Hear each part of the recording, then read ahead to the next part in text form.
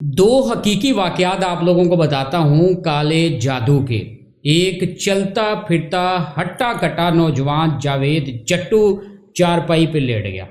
अब दूसरा जनाब चलती फिरती बेहतरीन फैक्ट्री करोड़ों अरबों रुपए जिससे कमाए जा रहे थे और जनाब सैकड़ों वर्कर काम कर रहे थे, वो आज जनाब बंद हो चुकी है फैक्ट्री। सबसे पहले हम वाक़या शेयर करते हैं इस बड़ी फैक्ट्री का, इसके बाद हम लोग जावेद जट्टू की तरफ आएंगे और फिर आप लोगों को बताएंगे कि काला जादू क्या कुछ कर सकता है।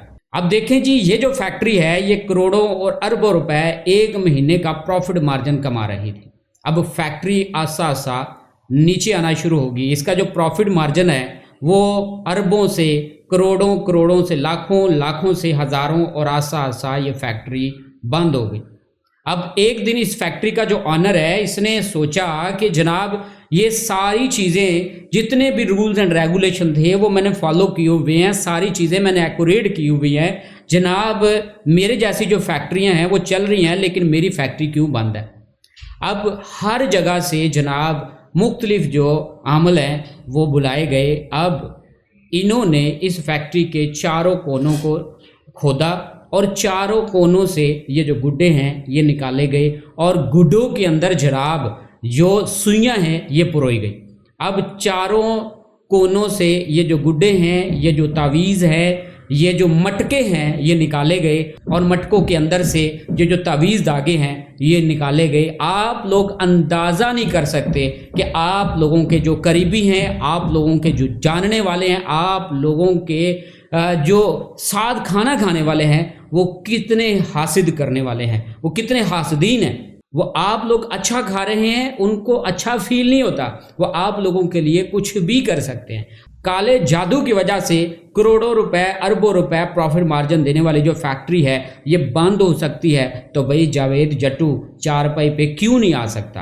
अब जावेद जट्टू जनाब सोशल मीडिया पे वावेला कर रहा है कि मेरे ऊपर काले जादू का असर है। मैंने जनाब हर तरह की रिपोर्टें करवा ली हैं, कोई बीमारी सामने नहीं आ रही, लेकिन फिर भी मैं सेहतयाब क्यों नहीं हो रहा, मुझे पता नहीं चल रहा कि मुझे हुआ क्या है। अच्छा भला जनाब ये कबड्डी का प्लेयर, बेहतरीन जनाब ये कबड्डी खेलने वाला जो शख्स है आज चारपाई के ऊपर बैठा है और वावेला कर रहा है कि मेरे ऊपर काला जादू करवाया गया है और गुड्डा बना के मेरा उसके अंदर सुइयां परोई गई हैं और मुझे पता नहीं चल रहा कि मेरे ऊपर काला जादू किसने करवाया है और कौन ऐसा जालिम शख्स है कि जिसने मेरे ऊपर काला जादू करवाया है। और मुझे कहीं पर भी सुकून नहीं आ रहा, मुझे रात को नींद नहीं आ रही, सुबह को चैन नहीं मिल रहा और मेरा इलाज हुकूमत पाकिस्तान करवाए। ये सारी जो चीज़ें हैं आप लोगों ने देखी होंगी सोशल मीडिया पे।